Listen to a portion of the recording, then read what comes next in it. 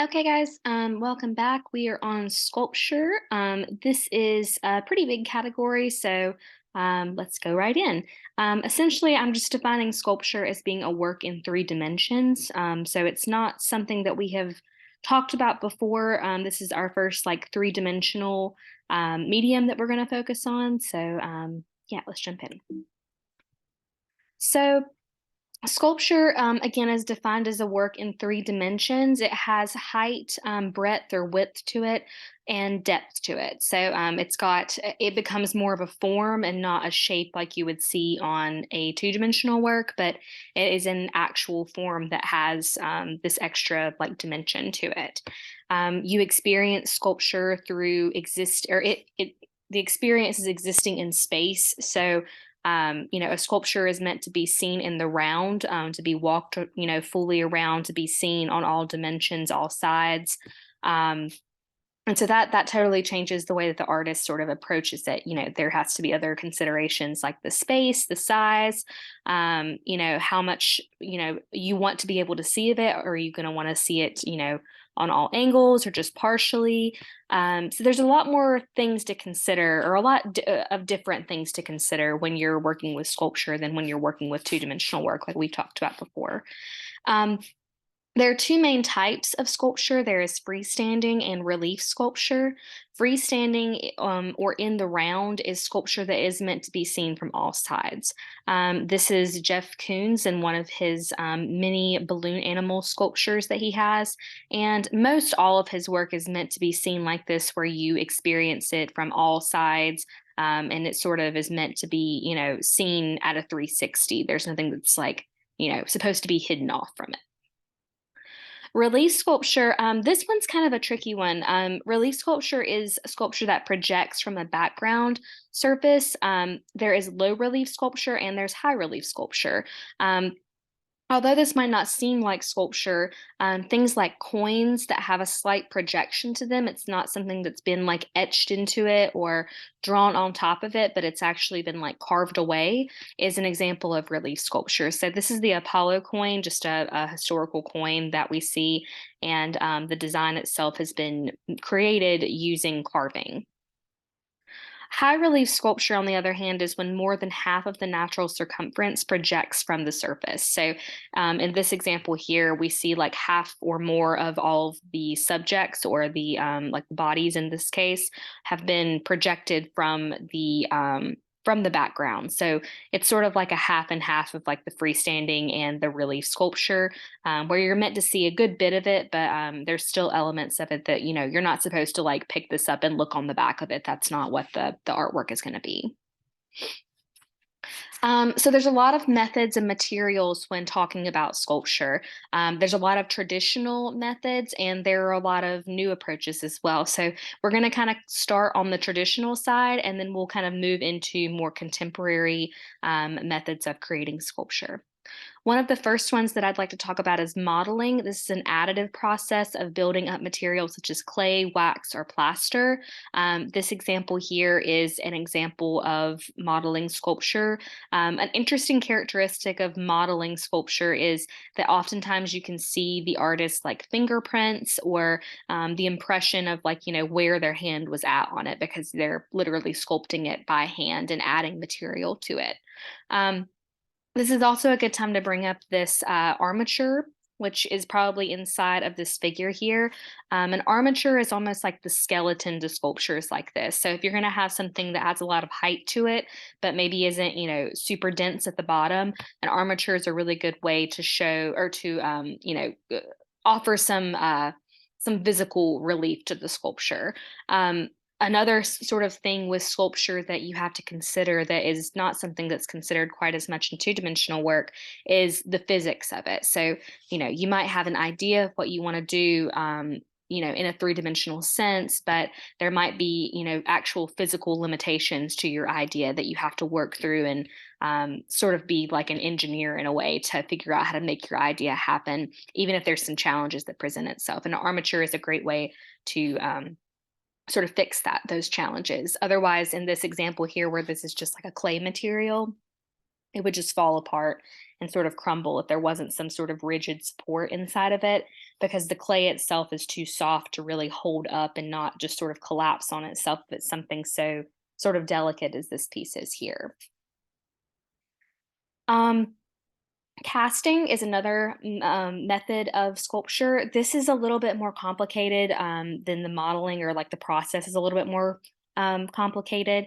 And casting is something that's used not only with like art practices, but also in like our everyday like production of goods processes. So casting is the process involving the substitution of one material for another. So I've got this example here of what modeling sort of appears to be. So let's imagine, I'm just going to kind of verbally walk you through it. So maybe just try to like, close your eyes during this part and just sort of visualize what I'm saying to you. So imagine you have a rubber duck, just like, one that you bought from Walmart, and, you have this rubber duck and it's plastic and yellow and has all these details on it. And you want to make more of those. You want to make a whole bunch of the yellow ducks. But instead of doing it in plastic, you want to make them in clay instead. You want them to be like little clay ducks instead. Casting would be the way that you would go about creating a bunch of replicas of those very quickly and also accurately. So to make a cast, you would take a modeling material such as clay, or really could be anything, silicone, and you're going to press in your duck to create a mold of that shape. Once the clay has hardened, you can remove the duck, or remove, whatever it is that you're using to cast. And then the impression that's left from the duck is going to be what your cast is made from. So then after that, so let's say you wanted to use clay to make all of your little rubber ducks with, you would then pour clay into your mold that you've made that has that impression of the duck. And then once it hardens or once it dries, you can break away, or even if it's like silicone that you're using to create the mold from, you can just pull it apart. And then what is left is the cast, or like the replica of your original duck. And you can do this over and over again, especially molds like silicone that can just be sort of like pulled back, opposed to like being broken apart to get the product out from the inside. You can do these over and over and over again. These can be like metal even. I mean, there's tons of ways to do it, but it's really, really great for making replicas of things and making like an exact copy of whatever it is that you're wanting to cast in this. You could also make your own things. I mean, if you wanted to, do a carving of your dog or something like that, and then you wanted to make a whole bunch of them, you could use casting for that as well. But yeah, lots of very process heavy. You need a lot of sort of like equipment or materials to create casting, but it's a really, really useful method to know how to do. This is just an example of a cast. I use this one just because it's a very extreme version of a casting material. Dwayne Hanson, he cast actual like people. So he'll do like these silicone rubber molds and apply them to skin. And then he'll make like, just the arm or just the leg or just the torso at a time. It's not like you're casting the whole body all at once, but he'll make these silicone cast and then paint them, add human hair, clothing, etc. And they're pretty lifelike, honestly, as you can see from this example here. Another thing I like to bring up about casting is it can be used in a very like conceptual way as well. I love this piece by Rachel Whitered. It's called Hive One, or Untitled. She made a cast of a beekeeper's hive and then filled it, or like her cast material that she wanted to like switch out for the material that it actually was this brown orange resin that sort of looked like honey. And so, I just think this is a really good conceptual reason to do a cast of something. It's to make it something, that sort of has this double meaning to it. Giving absence a new kind of haunting presence is her quote from it. Carving is our next method that we're going to talk about. Carving is, unlike modeling, or like the opposite of modeling, a subtractive process of taking away unwanted material. This is Michelangelo's Awakening Slave. It is an unfinished piece, but it does reveal the process of carving. Carving, by far, in my opinion, and I think others would agree as well, is the most challenging method of sculpture that there is. There is no error correction when you're doing carving. Once something is like, chipped away or subtracted away, there's no going back. You have like a one shot thing. So you have to really know what it is that you're going for and have a good, divisive plan in place. Um, a lot of people traditionally will use marble for carving because it's a little bit softer than other like types of rock material. But you can also use other materials as well. Other materials are granite. This is a less vulnerable to modern pollution. And you can also use sandstone and limestone. You can use schist. And then I like to include this one. This is a jade piece done by a Chinese artist. And I really like seeing jade pieces that are carved. It's very, jade as a material is very soft. So you don't have to, break your arm quite literally to carve through it or chisel through it. It's very soft and can be sanded really delicately. However, jade is very, very expensive, and so you usually don't see a lot of larger pieces done in jade just because of its value, really. Another material for carving that we haven't talked about is wood. Um, a lot of artists use wood for carving. Traditionally, wood kind of falls as more of like a craft type of material, but definitely can be used for carving and for sculpture as well. You can get a lot of like smooth finishes. There's a lot of variety you can choose from, different types of wood. You can get like a really high polish, or you can make it look more natural, like wood, tends to lean itself towards. But yeah, that's our other material. Um, our next, and I think this is maybe close to our last method of sculpture making, is assembled sculpture. So this is becoming more like towards the modern era of sculpture processes. Assembled sculpture is something that wasn't really recognized as a process for a while, but essentially it just means that you are taking many pieces that are already like like off to their side, a piece amongst themselves, and then combining them together. So um, this became popular in the early 20th century. This is Julio Gonzalez's piece, who he did pioneer the use of the welding torch in metal sculpture. He assisted Picasso. And this piece is supposed to kind of represent maternity. But you can tell that there is like these individual pieces. And I almost think about assembled sculpture as being like a puzzle. So you have all these pieces and, you might have a vision in your head of how they're going to be placed together. But metal work is a really good example for assembled sculpture because you have all these different pieces of metal, and then it's not like modeling because you're not like forming something with your hands, but you're taking all of these like different puzzle pieces and making something new from them. Our last kind we're going to talk about, I think this is our last one, is kinetic sculpture. Kinetic sculpture is sculpture that has some movement to it. It was pioneered by Alexander Calder, who focused on shape, space, and movement. Alexander Calder's pieces are oftentimes called mobiles, and it's when parts move in response to small air currents. So I'm not sure if anybody has had like a younger brother or sister, or even has children of their own, but you've probably seen like the mobiles before that hang above like a baby's crib.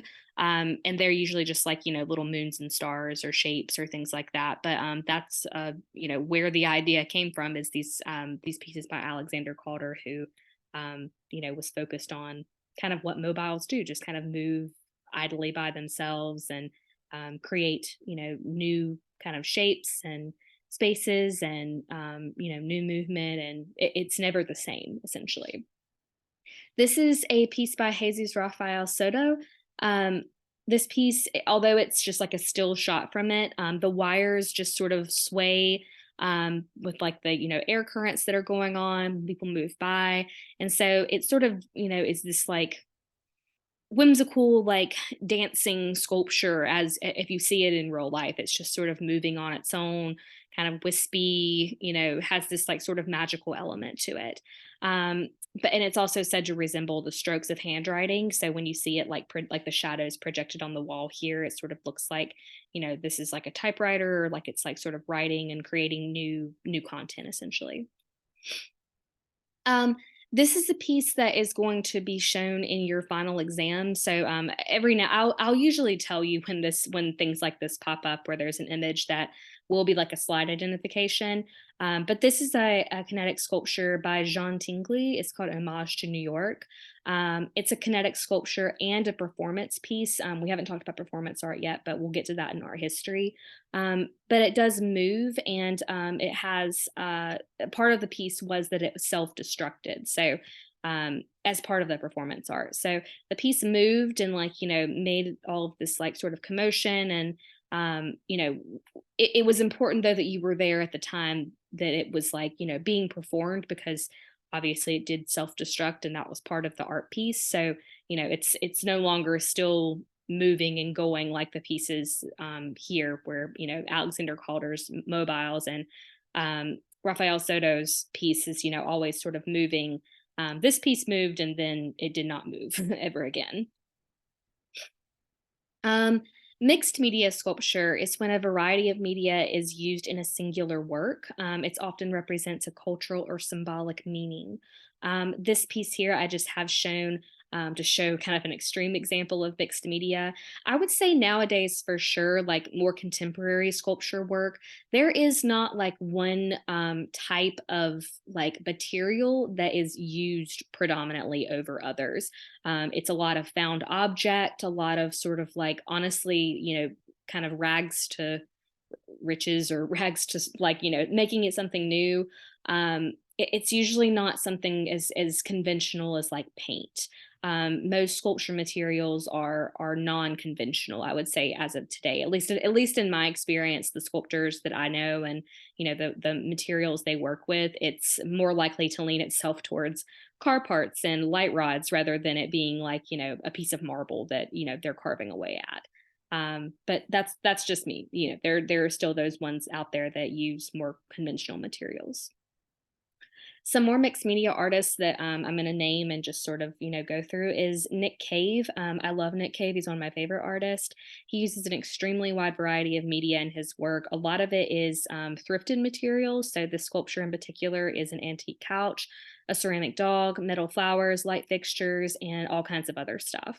There's a strong element of fantasy there, and it creates a sculpture that juxtaposes recognizable things. So he almost like creates something totally new, and it takes a little bit of digging to see that what the actual objects were or what their original function was.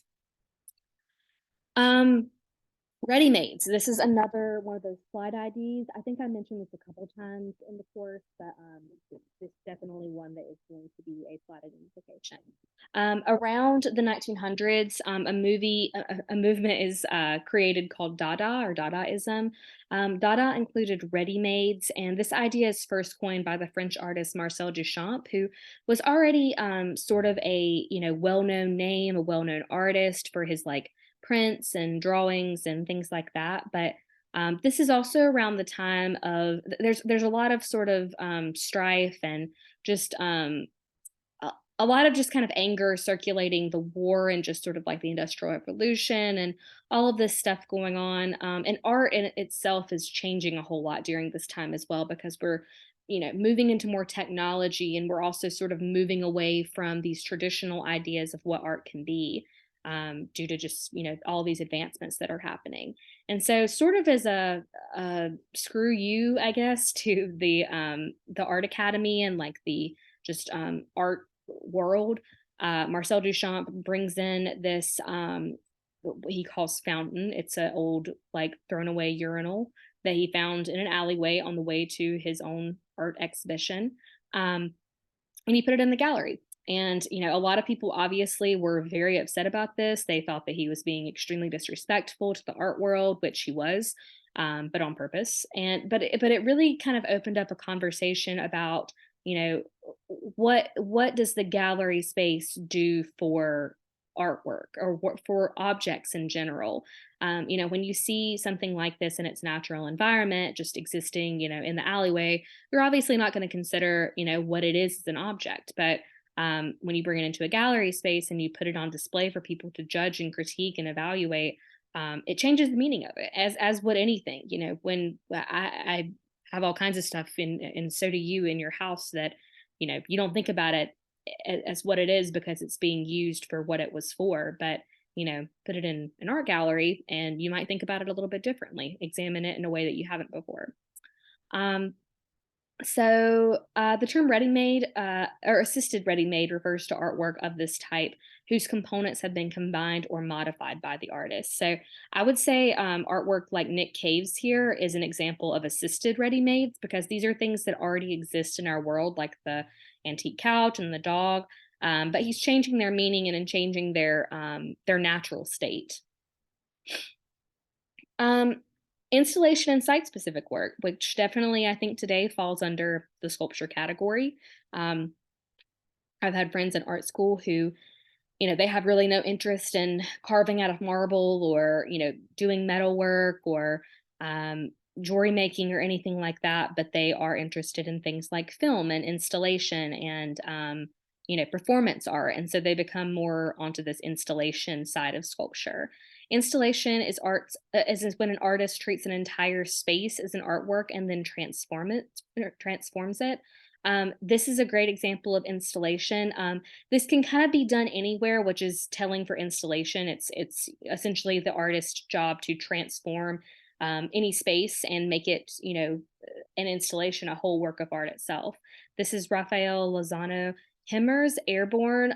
He projected these news stories, very extreme kind of graphic news stories, onto the walls, and the viewers, the way that the projector was set up, the closer the person got to the actual story, the less they could read, and it was more covered up. So it sort of disguised the story, and it really played on the fact that viewers were going to be in the space, and that sort of activated the piece. Without people in the space like that we see here, it's just sort of a news projection onto a wall. But with these shadows blocking the content and making it so that you can't read it, it definitely activates the piece.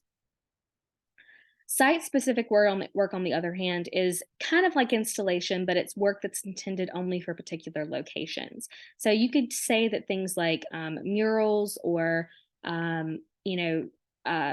public sculptures, things like that, are site-specific, especially if it has to do with the area. So, think about like Charlotte, for example, and a lot of the murals there are specific to Charlotte. Like they wouldn't really, have the same meaning to them if they were put somewhere else. It wouldn't be telling of the city. Same with the sculpture work there. But the example I'm going to show is Richard Serra's Tilted Arc. This was a steel blade that was 12 feet high. The piece itself isn't really, like, I wouldn't say an artwork, but it's what happened because of this that became the art. This is put into a major like federal office plaza, and it blocked view, collected graffiti, and became a homeless shelter in the middle of this federal office plaza. People were obviously really upset about this because it drew like this sort of negative culture, is what I guess they would have said it would have been, to this area that they wanted to keep very clean and, like, very high and mighty, sort of, in this business office place. The artist is sued when the city wanted to relocate the work, but he claimed that this was a site-specific work only meant for this spot. Eventually, this piece was taken away as a result of the government saying that they owned the work because it was public and they could dispose of it.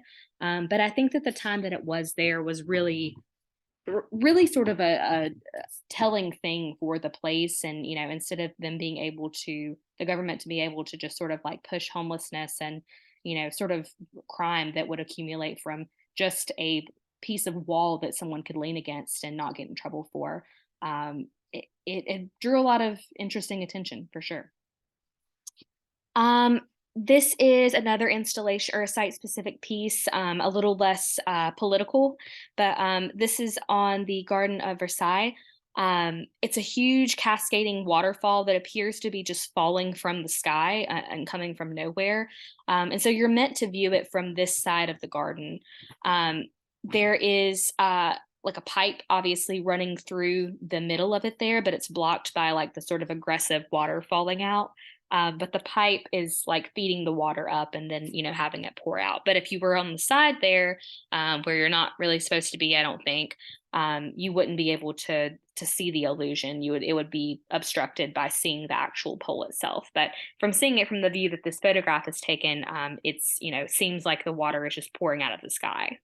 I did have a video here listed, but I have since taken it out of the Ed puzzles, so don't worry about that link right there. I need to erase that. But yeah, that is it for um, this lesson today. We have one more lesson in this module. It's going to be on craft, so jump back in there, and we will pick up shortly.